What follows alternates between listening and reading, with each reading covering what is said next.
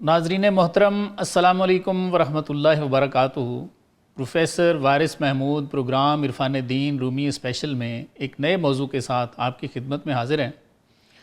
नाजरीन, आज हम शुरू करेंगे मसनवी शरीफ के हिस्सा दुवम में मौलाना का लिखा हुआ हज़रत ईसा अलैहिस्सलाम और उनके एक रफ़ीक राह का वाक़या। आइए मौलाना की ज़ुबान से जानते हैं।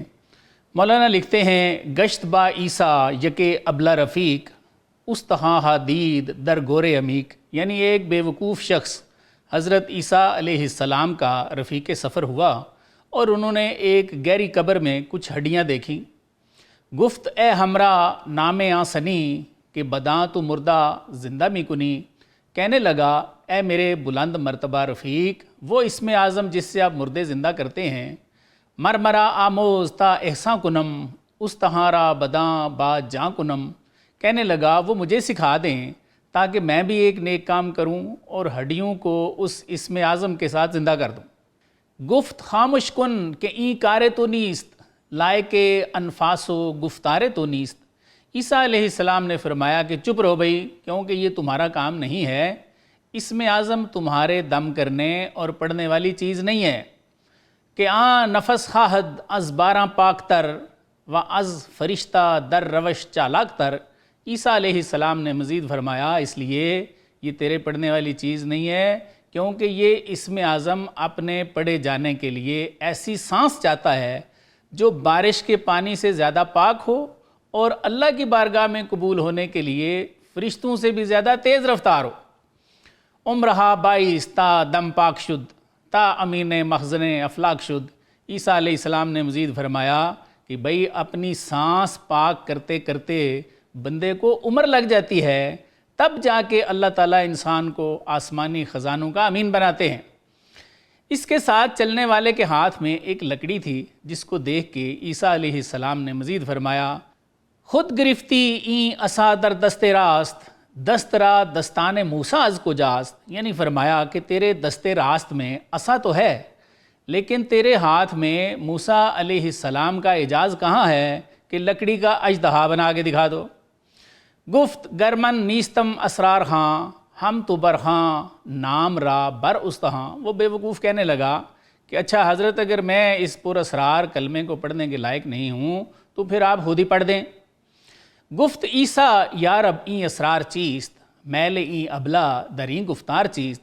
ईसा अलैहिस्सलाम ने अल्लाह की बारगाह में अर्ज़ किया कि ऐ मेरे परवरदिगार, ये क्या भेद है इस बेवकूफ़ का, इस बात पर इतना मैलान क्यों हो गया है, ये मेरी जान ही नहीं छोड़ रहा। चूँ गमे खुद नीस्त ई बीमार रहा चूँ गमे जान नीस्त ई मुर्दार रहा। ईसा अलैहिस्सलाम ने बारगाह इज़्ज़त में अर्ज़ किया कि ऐ अल्लाह, इस हमाकत के मरीज़ को अपना ख्याल क्यों नहीं है, इस मुर्दे को अपनी जान का गम क्यों नहीं है। ये हड्डियाँ ज़िंदा कराना चाहता है, अपना दिल मुर्दा जो है उसको ज़िंदा नहीं कराना चाहता। मुर्दा खुदरा रिहा करदा अस्तू मुर्दा बेगाना रा जोयद रफू। ईसा अलैहिस्सलाम ने बारगाह खुदाबंदी में मज़ीद अर्ज़ किया कि मालिक, इसने अपने दिल को तो मुर्दा छोड़ रखा है, उससे ज़िंदा नहीं कराना चाहता, बल्कि बेगाने मुर्दे को ज़िंदा देखने की आरज़ू रखता है। गुफ्त हक इदबार अगर इदबार जुवस्त खार रोईदन जज़ाए किश्ते हुस्त। अल्लाह ताला ने ईसा अलैहिस्सलाम से फरमाया कि अगर ये बदबख्त अपनी मज़ीद बदबख्ती की तलाश में है तो इसको मना ना करो, इसकी खेती में अब ज़रूर कांटे उगेंगे। ईसा अलैहिस्सलाम और बेवकूफ़ हमराई के इस वाक़े के पहले हिस्से का यहाँ इख्तिताम होता है। आइए इसमें छुपे हुए असबाक तलाश करते हैं। इस वाक़े का पहला सबक तो हमें ये मिलता है कि अगर किसी अल्लाह वाले की सोबत मुयस्सर आ ही जाए तो उसके साथ बाअदब रहना चाहिए, उसके मामलात में दखल नहीं देना चाहिए। दूसरा सबक हमें ये मिलता है कि फिर अगर एक दफ़ा गलती हो गई है तो उन्होंने अगर किसी बात से मना किया है तो फिर मना हो जाना चाहिए। ईसा अलैहिस्सलाम ने उस बेवकूफ़ हमराई से फरमाया कि खामोश हो जा, ये तुम्हारा काम नहीं है, ये तुम्हारी अनफास व गुफ्तार इसके काबिल है ही नहीं, सांस के पाक करने में तो उम्र लग जाती है, तब कहीं जा के अल्लाह ताला अपने खलीफा यानी इंसान को आसमानी ख़ज़ाइन का अमीन बनाते हैं। ईसा अलैहिस्सलाम ने उसे मज़ीद भी समझाया कि तेरे हाथ में भी असा तो है, लेकिन तेरे हाथ में ये इजाज़े मूसवी तो नहीं है, इसलिए खामोश हो जा। لیکن وہ پھر بھی خاموش نہ ہوا۔ اس نے کہا اچھا اگر آپ مجھے اس قابل نہیں سمجھتے تو آپ خود ہی پڑھ دیں۔ یہ بے ادبی تھی جس پر عیسیٰ علیہ السلام نے اللہ سے عرض کر دیا، اور آگے آپ جانیں گے کہ یہ کیسے مغضوب ہوا۔ تیسرا سبق ہمیں اس وقت ملتا ہے کہ جب اس بے وقوف ہمرائی نے عیسیٰ علیہ السلام سے کہا کہ ان ہڈیوں کو زندہ کر دو، تو عیسیٰ علیہ السلام نے اللہ سے عرض کر دیا کہ اے مالک یہ بے بصیرت شخص ہے، لیکن اس کو اپنے مردہ دل کو زندہ کرانے کی خواہش نہیں ہے، بلکہ یہ ایک بیگانے مردے کو زندہ ہوتا ہوا دیکھنا چاہتا ہے۔ کاش یہ ہمیں اپنے مردہ دل کو زندہ کرنے کا کہتا۔ جس پر بقول مولانا اللہ تعالیٰ نے ارشاد فرمایا کہ یہ ادبار ہے اور ادبار جو ہے، یعنی یہ بدبخت ہے اور مزید بدبختی کی تلاش میں ہے۔ اب اس کی کھیتی میں کانٹے ضرور اگیں گے، یعنی اس کو ضرور سزا ملے گی۔ یہ آخری سبق تو رونگٹے کھڑے کر دینے والا ہے کہ بقول مولانا اللہ تعالیٰ نے عیسیٰ علیہ السلام سے فرمایا کہ یہ شخص بے بصیرت ہے، بدبخت ہے اور اسے سزا ملے گی۔ سورہ یوسف کی آیت نمبر 108 میں بصیرت پر اللہ تعالیٰ نے اپنے محبوب سے فرما رکھا ہے، قُلْ هَٰذِهِ سَبِيلِي أَدْعُو إِلَى اللَّهِ عَلَىٰ بَصِيرَةٍ أَنَا وَمَنِ اتَّبَعَنِي۔ کنز العرفان کا ترجمہ ہے کہ اے نبی آپ فرماؤ یہ میرا راستہ ہے، میں لوگوں کو اللہ کی طرف بلاتا ہوں، میں اور میرے پیروکار کامل بصیرت پر ہیں۔ قرآن کے مطابق نبی صلی اللہ علیہ وآلہ وسلم کے پیروکار صاحب بصیرت ہیں۔ کیا ہم سب صاحب بصیرت ہیں؟ مجھ سمیت ہم سب قرآن کی اس آیت کی روشنی میں اپنا اپنا چہرہ دیکھ سکتے ہیں۔ اس واقعے کے بقیہ قصے کی طرف بڑھتے ہیں۔ مولانا لکھتے ہیں چونکہ عیسیٰ دید کہ آبلا رفیق جز کے استیزا نمی دانت طریق، یعنی لکھتے ہیں کہ جب عیسیٰ علیہ السلام نے دیکھا کہ وہ بے وقوف رفیق سوائے بحث و تکرار کے اور کوئی طریقہ احسن جانتا ہی نہیں ہے، می نگیرت پند از ابلہی بخل می پنداردو از گم رہی۔ مولانا لکھتے ہیں کہ وہ بے وقوف جو تھا وہ اپنی بے وقوفی سے نصیحت حاصل نہیں کرتا تھا، بلکہ معذرت کو اسم اعظم پڑھنے میں بخل سمجھ رہا تھا۔ خواند عیسیٰ نام حق بر استہاں از برائے التماس آنجواں۔ تو حضرت نے کیا لکھا کہ عیسیٰ علیہ السلام نے اس جوان کے اصرار سے مجبور ہو کر ہڈیوں پر اسم اعظم پڑھ دیا۔ حکم یزداں از بے آں خام مرد صورت آں استہارا زندہ کرد۔ مولانا لکھتے ہیں کہ اللہ تعالیٰ کے حکم نے اس بے وقوف آدمی کے لیے ہڈیوں کے ڈھانچے کو زندہ کر دیا۔ ازمیاں برجست یک شیر سیاہ پنجہ برزد کرد نقشش را تباہ، یعنی اس قبر یا گڑھے کے اندر سے ایک کالا شیر نکلا جس نے پنجہ مارا اور اس جوان کے نقش ہستی کو تباہ کر دیا۔ کلہ اش برکند و مغزش ریخت زود ہم چو جوزے کے اندرو مغز نبود، یعنی شیر نے اس کی کھوپڑی توڑ ڈالی، اس کا بیجا بکھیر دیا اس اخروٹ کی طرح جس میں گری ہوتی نہیں ہے۔ گفت عیسیٰ چون شتابش کوفتی گفت ازارو کہ ازو تو آشوفتی۔ بقول مولانا حضرت عیسیٰ علیہ السلام نے اس شیر سے فرمایا کہ تو نے اس قدر جلدی اس جوان کی سرکوبی کیوں کی ہے؟ شیر نے کہا اس لیے کہ حضرت یہ آپ کو تنگ کر رہا تھا۔ گفت عیسیٰ چون خردی خون مرد گفت در قسمت نبودم خون خرد۔ عیسیٰ علیہ السلام نے شیر سے کہا کہ تو نے اس کا خون کیوں نہیں پیا؟ تو شیر نے جواب دیا اس لیے کہ میری قسمت میں اس کا خون پینا تھا ہی نہیں۔ گفت آں شیر اے مسیحا آں اشکار بود خالص از برائے اعتبار۔ شیر نے کہا کہ عیسیٰ علیہ السلام یہ شکار عبرت کے لیے تھا، میری روزی کے لیے نہیں تھا۔ گر مرا روزی بدے اندر جہاں خود چکار استے مرا بھا مردگاں۔ شیر نے مزید کہا کہ حضور اگر دنیا میں میرا رزق مزید ہوتا تو میں مردوں میں کیسے شامل ہو جاتا؟ میں اپنی روزی روٹی ختم کر کے یہاں سے مرا ہوں۔ آگے بقول مولانا شیر عیسیٰ علیہ السلام سے مزید کہتا ہے این سزائے آنکے یابد آب صاف ہم چوں خر درجو بمیزد از گزاف۔ شیر نے کہا حضور یہ سزا ہر اس شخص کی ہے جو کسی صاحب بصیرت کے نور کا صاف پانی پائے لیکن ایک بے وقوف گدھے کی طرح بےہودگی سے اس نہر کے اندر پیشاب کر دے۔ گر بداند قیمت آں جوئے خر او بجائے پا نہاد در جوئے سر۔ شیر نے کہا کہ حضرت اگر گدھا اس نہر کی قدر سمجھے تو اس میں پاؤں رکھنے کی بجائے سر کے بل چلے۔ آنچے چشمست کے بینائش نیست از امتہا جز کی رسوائش نیست، فرماتے ہیں کہ وہ بھی کوئی آنکھ ہے جس میں بینائی ہی نہ ہو، اور امتحان کے وقت اس کو سوائے رسوائی کے اور کچھ حاصل ہی نہ ہو۔ صف باشد زن ہارا گاہ گاہ اینچے زن است کہ کور آمد برا، فرماتے ہیں کہ گمانوں میں کبھی کبھی بھول ہو جاتی ہے، لیکن یہ کیسا گمان ہے کہ بندہ راستے سے ہی اندھا ہو جائے۔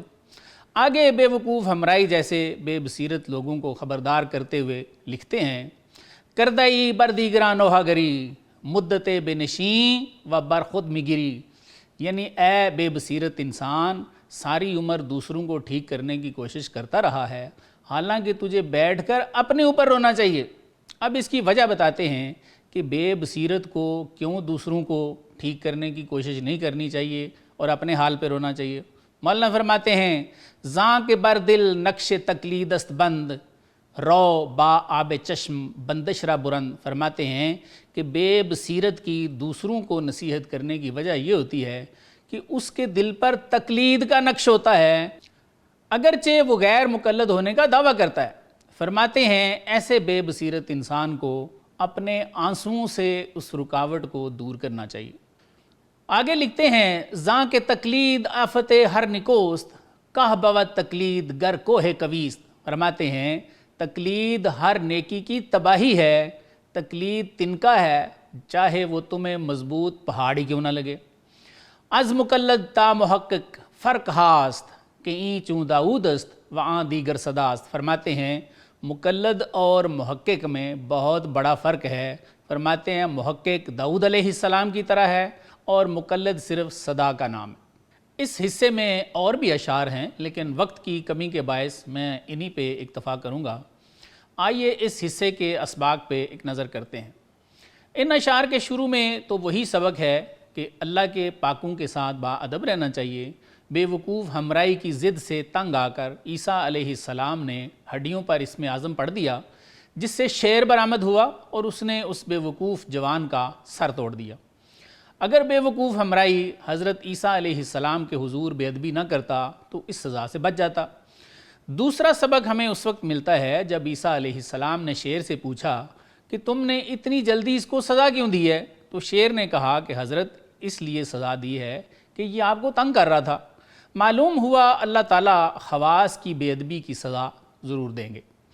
جب اللہ تعالیٰ نے بخاری کی حدیث میں جو حدیث قدسی ہے یہ فرما دیا ہے کہ جس نے میرے ولی سے دشمنی کی اس سے میرا اعلان جنگ ہے، تو اللہ تعالیٰ یہ جنگ کریں گے بھی اور بے ادب اللہ سے ایک دن یہ جنگ ہار بھی جائیں گے۔ اللہ کے ہزاروں لشکری ہیں، اللہ کسی ایک لشکری کے ذریعے اپنے دوست کا بدلہ کبھی جلدی اسی دنیا میں لے لیتے ہیں، اور آخرت کا دن تو اس نے اس کام کے لیے مخصوص رکھا ہوا ہے۔ تیسرا سبق یہ ہے کہ گستاخ لوگوں کو یہ سزا اس لیے ملتی ہے کہ وہ اللہ کے دوستوں کا ایسے کفران نعمت کرتے ہیں جیسے گدھا صاف پانی کی نہر میں پیشاب کر دیتا ہے۔ مولانا فرماتے ہیں کہ اگر گدھے کو اس نعمت کا ادراک ہو تو وہ اس پاک پانی کی نہر میں پاؤں رکھنے کی بجائے سر کے بل چلے۔ چوتھا سبق ہمیں اس وقت ملتا ہے جب مولانا فرماتے ہیں کہ اللہ والوں کے خلاف ہمارا گمان کبھی غلط ہو جائے تو چلیں یہ بات تو سمجھ آتی ہے، لیکن یہ کیسا گمان ہے کہ ہمیشہ ہی آپ ان کے خلاف بولتے رہیں اور ایسے بندے کی چشم بصیرت ساری عمر کھلے ہی نہ۔ پانچواں سبق مولانا ہمیں یہ دیتے ہیں کہ جن کی چشم بصیرت واہ نہیں ہوتی وہ کسی کے سخت مقلد ہوتے ہیں، اگرچہ وہ غیر مقلد ہونے کا دعویٰ کرتے ہیں۔ کیا فرماتے ہیں کہ یہی تقلید ان کو اپنے محاسبے میں گریہ و الہا سے باز رکھتی ہے، کیونکہ وہ پہلے ہی اپنے آپ کو صحیح سمجھتے ہیں۔ بقول مولانا ایسے بے بصیرت اپنے محاسبے کی بجائے دوسروں کو نصیحتیں اور لان تان کرتے رہتے ہیں، اور ندامت کا وہ سوز انہیں کبھی حاصل نہیں ہوتا جو دلوں کا زنگ اتارتا ہے۔ ناظرین ایک چھوٹا سا وقفہ لیں گے، وقفے کے بعد دیکھیں گے کہ مولانا نے مزید ہمارے لیے کیا لکھا ہے۔ جی ناظرین ساتھ رہنے کا شکریہ۔ وقفے سے پہلے ہم مولانا کا وہ کلام دیکھ رہے تھے جس میں آپ نے فرمایا کہ بے بصیرت لوگ کسی بے بصیرت کے سخت مقلد ہوتے ہیں، اور چونکہ خود کو صحیح سمجھتے ہیں اس لیے اپنی اس بے بصری پہ آہوزاری بھی نہیں کرتے۔ حالانکہ سورہ یوسف کی آیت نمبر 108 بے بصیرت کے دل و دماغ میں ایک انقلاب پیدا کرنے کے لیے کافی ہو جانی چاہیے۔ کون سی آیت ہے؟ کل ھذہ سبیلی ادعو الی اللہ علی بصیرۃ انا ومن اتبعنی، یعنی اے محبوب اعلان فرما دیں یہ میرا راستہ ہے، میں لوگوں کو اللہ کی طرف بلاتا ہوں، میں بھی صاحب بصیرت ہوں اور میرے پیروکار بھی صاحب بصیرت ہیں۔ اب مولانا ہمیں تقلید کے بارے میں بتاتے ہیں کہ یہ مقلد لوگ کس طرح کے ہوتے ہیں، اور جیسے آپ کو معلوم ہی ہے کہ مولانا ہمیں ایک حکایت کے ذریعے سمجھاتے ہیں۔ یہ بات سمجھانے کے لیے بھی مولانا نے ایک دیہاتی اور شعر کا ایک چھوٹا سا قصہ لکھا ہے۔ روستائی گاؤ در آخر ببست، شیر گاوش خرد و بر جائش نشست۔ فرماتے ہیں کہ ایک دیہاتی نے گائے کو اس کی کھرلی پہ باندھا، شیر نے اس کی گائے کو کھا لیا اور اسی جگہ بیٹھ گیا۔ روستائی شد در آخر سوئے گاؤ، گاؤ را می جست شب آن کنجکاؤ۔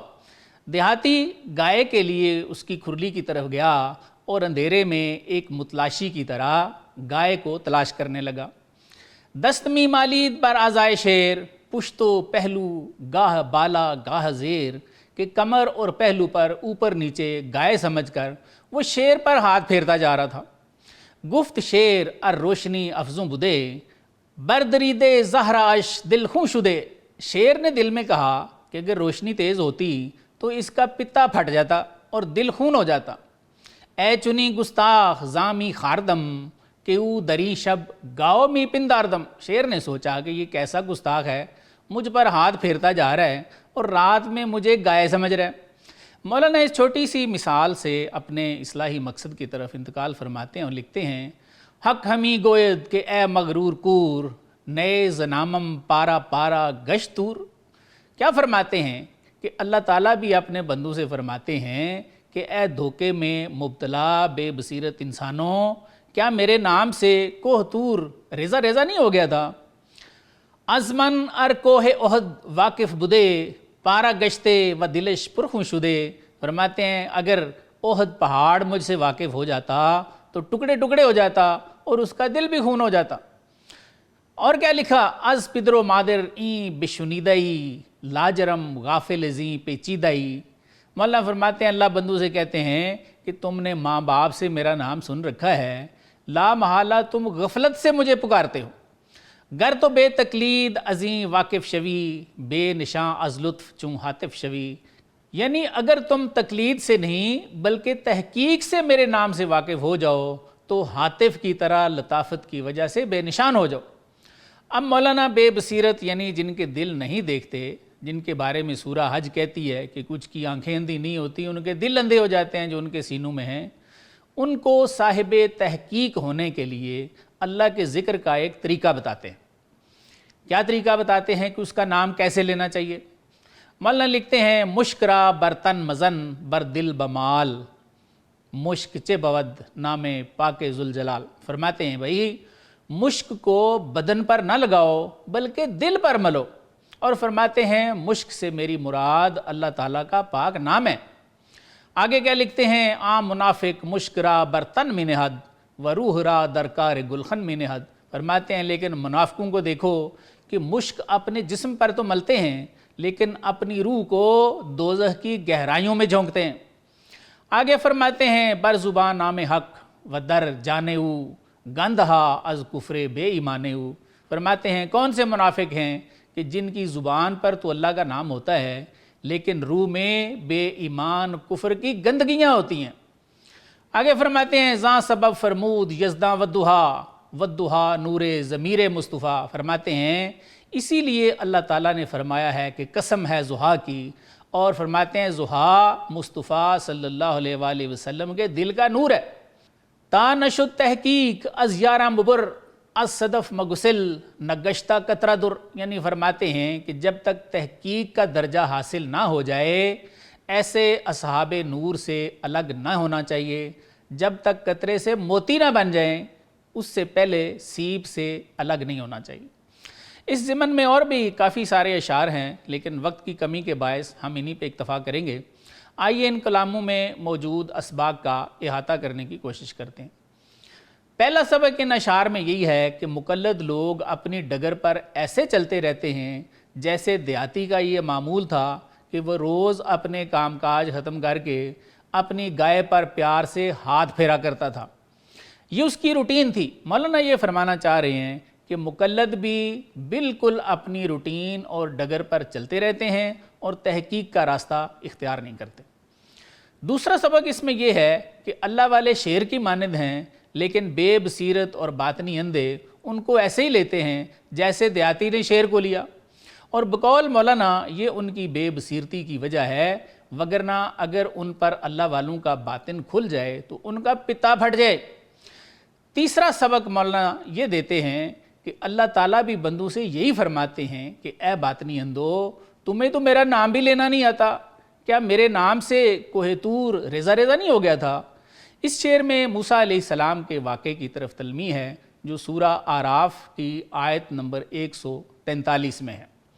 کون سی آیت ہے؟ قال رب ارنی انظر الیک الی آخرہ، یعنی موسیٰ علیہ السلام نے عرض کیا کہ اے میرے پروردگار مجھے اپنا جمال دکھاؤ۔ اللہ تعالیٰ نے فرمایا کہ تم نہیں دیکھ سکتے، ہاں آپ پہاڑ کی طرف نظر کرو، پس اگر وہ اپنی جگہ قائم رہا تو پھر تم بھی دیکھ سکو گے۔ پس اس کے پروردگار نے کوہ طور پر تجلی کی تو اس کو پارا پارا کر دیا اور موسیٰ علیہ السلام بے ہوش ہو کر گر پڑے۔ مثنوی شریف کے شارحین نے لکھا ہے کہ طور پر باری تعالیٰ کے اسم نور کی تجلی ہوئی تھی جس سے وہ سیاہ ہو گیا تھا۔ بقول مولانا اللہ تعالیٰ اس آیت کا حوالہ دے کر فرماتے ہیں کہ اے باطنی اندھو، تم تقلید سے میرا نام لیتے ہو، اگر تحقیق سے میرا نام لو نا تو طور کی طرح تمہارے بھی پرخچے اڑ جائیں۔ چوتھا سبق ہمیں مولانا اس وقت دیتے ہیں جب آپ فرماتے ہیں کہ مشک کو بدن پر نہ ملو بلکہ اسے دل پر ملو، اور پھر خود ہی فرماتے ہیں کہ مشک سے میری مراد نام پاک ذوالجلال ہے۔ مولانا ان اشعار میں ہمیں ذکر قلبی کی تعلیم دے رہے ہیں جس سے بقول صوفیہ انسان کا قلب زندہ ہو جاتا ہے۔ ذکر قلبی صوفیہ کے ہاں بڑی مشہور تعلیم ہے جسے وہ سورہ اعراف کی آخری آیت سے لیتے ہیں اور صبح و شام اس کا ذکر کرنے کی تعلیم دیتے ہیں۔ وہ کون سی آیت ہے؟ وَاذْكُرْ رَبَّكَ فِي نَفْسِكَ تَضَرُّعًا وَخِيفَةً وَدُونَ الجَّهْرِ مِنَ الْقَوْلِ بِالْغُدُوِّ وَالْآصَالِ وَلَا تَكُن مِّنَ الْغَافِلِينَ، یعنی اپنے رب کا ذکر کرو اپنی سانسوں میں یا دلوں میں عاجزی کے ساتھ اور خفیہ اور بغیر آواز نکالے، اور یہ ذکر صبح اور شام کو کرنا اور نہ ہونا غافلوں میں سے۔ پانچواں سبق حضرت اس وقت دیتے ہیں جب آپ فرماتے ہیں کہ وہ منافق لوگ ہیں جن کی زبان پر تو اللہ کا نام ہوتا ہے لیکن ان کے دل میں ایمان نام کی کوئی چیز نہیں ہوتی، اور بخاری کی حدیث کے مطابق اللہ تعالیٰ بھی ہمارے ظاہر نہیں دیکھیں گے بلکہ ہمارے باطن دیکھیں گے۔ چھٹا سبق مولانا اس وقت دیتے ہیں جب آپ فرماتے ہیں کہ جب نور دل میں داخل ہوتا ہے تو دل نورانی ہو جاتا ہے، اور آپ فرماتے ہیں کہ حضور صلی اللہ علیہ وآلہ وسلم کو اللہ تعالیٰ جو والضحیٰ فرماتے ہیں تو فرماتے ہیں یہ نور قلب مصطفیٰ کی وجہ سے ہے صلی اللہ علیہ وآلہ وسلم۔ اس لیے ہمیں بھی فرماتے ہیں کہ آپ بھی تزکیہ نفس کرو تاکہ تمہارا دل بھی نورانی ہو اور تم بھی ینظر بنور اللہ یعنی اللہ کے نور سے دیکھنے والے بن جاؤ۔ ان اشعار کا ساتواں اور آخری سبق یہ تھا کہ جب تک تحقیق کا درجہ حاصل نہ ہو جائے، اور تحقیق فرماتے ہیں تب ہوتی ہے جب انسان حدیث کے مطابق ینظر بنور اللہ بن جائے، مولانا فرماتے ہیں اس وقت تک کسی صاحب تحقیق کا دامن نہیں چھوڑنا چاہیے۔ اس شعر کا دوسرا مصرع تھا جو میں پہلے آپ کو سنا چکا ہوں کہ جب تک قطرے سے موتی نہ بن جائے سیپ سے فرماتے ہیں جدا نہیں ہونا چاہیے۔ ناظرین ایک چھوٹا سا وقفہ لیں گے، وقفے کے بعد دیکھیں گے کہ مولانا نے مزید ہمارے لیے کیا لکھا ہوا۔ جی ویلکم بیک ناظرین۔ اس کے بعد مولانا نے حضرت لقمان کا ایک واقعہ لکھا ہے جو ہمارے لیے بڑے سبق رکھتا ہے۔ آئیے مولانا کی زبان سے سنتے ہیں۔ مولانا لکھتے ہیں بود لقمان پیش خواجہ خیشتن درمیان بندگانش خارتن، یعنی فرماتے ہیں کہ حضرت لقمان اپنے آقا کے سامنے اس کے غلاموں میں حقیر تھے۔ می فرستادو غلامہ را بباغ تاکہ میوہ آئدش بہر فراغ، فرماتے ہیں کہ وہ آقا جو تھا وہ غلاموں کو میوہ لانے کے لیے باغ میں بھیجتا تاکہ اس کے لیے بفراغت میوہ لائیں۔ بود لکمہ در غلامہ چوں طفیل پرمعانی تیرا صورت ہم چلیل۔ حضرت لقمان فرماتے ہیں کہ غلاموں میں طفیلوں کی طرح بے وقت تھے، اگرچہ رات کی طرح کالی صورت والے تھے لیکن حکمت سے پر تھے۔ آ غلامہ میوہ ہائے جمارا خوش بخوردن از نہیباں تمارا۔ ان غلاموں نے جمع کیے ہوئے میووں کو لالچ کی لوٹ مار کی وجہ سے خوب کھایا۔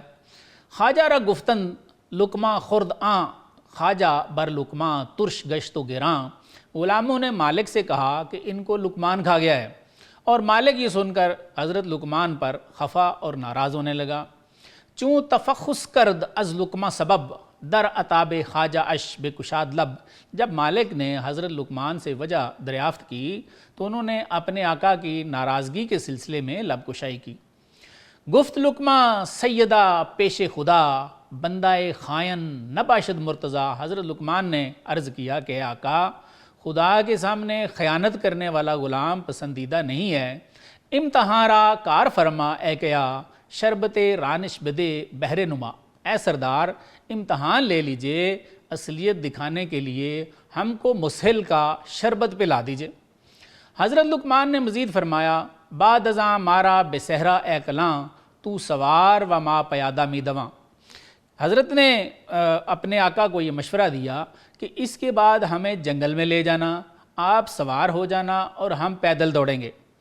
آنگہاں پہ نگر تو بد کردار رہا سناہائے کاشف اسرار رہا۔ فرمایا کہ اس وقت آپ کاشف اسرار کی حکمتوں سے بد کردار کو دیکھ لینا کہ وہ کون ہے۔ آقا کو حضرت لقمان کی یہ بات پسند آئی، چنانچہ اس نے کیا کیا؟ مولانا لکھتے ہیں، گشت ساکی خواجہ از آب حمیم مر غلامہ را او خوردند آں از بیم۔ یعنی آقا نے غلاموں کو گرم پانی پلا دیا اور انہوں نے ڈرتے ڈرتے پی بھی لیا۔ بعد ازاں میراند شاں در دشتہا می دویدن آ نفر تحتو علا۔ یعنی اس کے بعد آقا نے ان کو جنگلوں میں نکال لیا اور وہ سب غلام اونچی اور نیچی جگہوں پر دوڑنے لگے۔ کہ در افتادن ایشاں از انا آب می آورد از ایشاں میں وہا۔ وہ سارے مشقت کی وجہ سے قے میں مبتلا ہو گئے اور پانی نے ان کے پیٹ سے میوے نکال دیے۔ چوں لقمہ را درآمد کے از ناف می برآمد از درونش آب صفا۔ یعنی حضرت لقمان کی ناف سے بھی قے آئی تو ان کے پیٹ میں سے صاف پانی باہر نکلا۔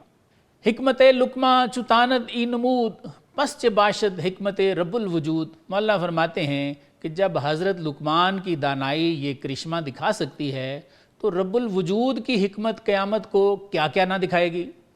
مولانا مزید لکھتے ہیں، نار ازاں آمد عذاب کافراں کہ حجر را نار باشد امتحان۔ فرماتے ہیں اللہ تعالیٰ نے کافروں کے لیے آگ کا عذاب اسی لیے تیار کر رکھا ہے کیونکہ پتھر کا امتحان آگ ہی سے ہوتا ہے۔ مولانا نے حضرت لقمان کے واقعے میں ہمیں یہ درس دیا ہے کہ جس طرح گرم پانی سے چوروں کے میوے قے سے ظاہر ہو گئے تھے، اسی طرح اللہ کی حکمت سے دوزخی اپنے سارے راز اگل دیں گے۔ آگے مولانا ہمیں ایک بہت بڑی نصیحت کر گئے، فرماتے ہیں کہ جہان میں کچھ لوگ تو حضرت لقمان کی سنت پر ہیں اور کچھ ان بروں کے راستے پہ ہیں، لیکن بروں کو جتنی بھی نصیحت کی جائے مولانا فرماتے ہیں کہ وہ بروں کے ساتھ ہی جا کے ملتے ہیں، حق کی طرف نہیں آتے۔ آئیے مولانا کی زبان سے سنتے ہیں کہ آپ کیا لکھتے ہیں۔ این دلے چوں سنگ را تا چند چند پند گفتیم و نمی پذیرفت پند۔ مولانا فرماتے ہیں کہ ان پتھر دلوں والوں کو ہم نے کتنی ہی نصیحتیں کی ہیں لیکن انہوں نے قبول ہی نہیں کی۔ للخبیثات الخبیثون حکمت است زشت را ہم زشت جفت و بابت است۔ مولانا فرماتے ہیں کہ خبیثات کا خبیثوں کے لیے ہونا، فرماتے ہیں اس میں حکمت ہے، بد صورتوں کے لیے بد صورت ہی کرین اور لائق ہے۔ لیکن مولانا فرماتے ہیں کہ اللہ نے تجھے اختیار دیا ہوا ہے، تجھے مجبور نہیں بنایا کہ تو نے بروں کے ساتھ جا کے ملنا ہے یا اچھوں کے ساتھ ملنا ہے۔ تو اچھوں کو بھی دوست بنا سکتا ہے، جن کی دوستی کا اللہ نے بار بار قرآن میں حکم فرمایا ہے۔ مولانا لکھتے ہیں، پس تو ہر جفتے کہ می خائی بگیر محو اوباش و صفات شرح پذیر، فرماتے ہیں کہ تو جس گروہ کے ساتھ جڑنا چاہتا ہے جڑ جا، اس میں فنا ہو جا اور اس کی صفات کو قبول کر لے۔ پس تو ہر راہ کہ می خواہی برو، محو ہم شکل صفات دوست شو، فرماتے ہیں جس راستے پہ چلنا چاہتے ہو تم آزاد ہو، آج چل سکتے ہو، دوست کی صفات میں چلو گے تو فنا ہو جاؤ گے اور اس کے ہم شکل بن جاؤ گے۔ آگے لکھتے ہیں نور خواہی مستعد نور شو، دور خواہی خیش بھی و دور شو، فرماتے ہیں نور چاہتے ہو تو کسی نور والے کے پاس جانے کے لیے مستعد ہو جاؤ، اور اگر دور جانا چاہتے ہو تو متکبر بن جاؤ اور ان نور والوں سے دور ہو جاؤ۔ آگے لکھتے ہیں ور رہے خواہی ازیں سجن خرب، سر مکش از دوست وسجد وقترب، فرماتے ہیں اگر اس برباد قید خانے سے رہائی چاہتے ہو تو دوست سے سر نہ کھینچو، اس کی صحبت بھی اختیار کرو اور اللہ کو سجدے کرو اور اس کے قریب ہوتے جاؤ۔ مولانا ان آخری اشعار میں ہمیں یہ سبق دے گئے ہیں جو بخاری مسلم کی ایک حدیث کا مضمون ہے، المرء علی دین خلیلہ، یعنی انسان اپنے دوست کے مذہب پر ہوتا ہے۔ مولانا فرماتے ہیں کہ مسلمان اب یہ آپ پہ ہے کہ اللہ نے تو سورہ نساء کی آیت 69 میں فرما رکھا ہے، انعم اللہ علیہم من النبیین والصدیقین والشہداء والصالحین وحسن اولئک رفیقا، یعنی اللہ تعالیٰ نے انعام کیا ہوا ہے نبیوں پہ، صدیقوں پہ، شہیدوں پہ اور صالحین پہ، اور یہ تمہارے بہترین دوست ہیں۔ کیا تم نے ان کو دوست بنانا ہے جن کو اللہ کہہ رہے ہیں، یا یہ کہ تم نے ان کے علاوہ کوئی اور دوست بنانے ہیں قرآن کے معیار کو چھوڑ کے؟ مولانا فرماتے ہیں یہ اے انسان اب آپ کی اپنی چوائس ہے، آپ آزاد ہو، لیکن فرماتے ہیں کہ یہ بات حدیث رسول کی روشنی میں بھی بالکل واضح ہے اور قرآن کی روشنی میں بھی بالکل واضح ہے کہ تو جس دوست کے پاس بیٹھے گا اس کی صفات تجھ میں ضرور آئیں گے۔ ناظرین آج کے لیے اتنا ہی، اپنے میزبان کو اجازت دیجیے، اللہ حافظ۔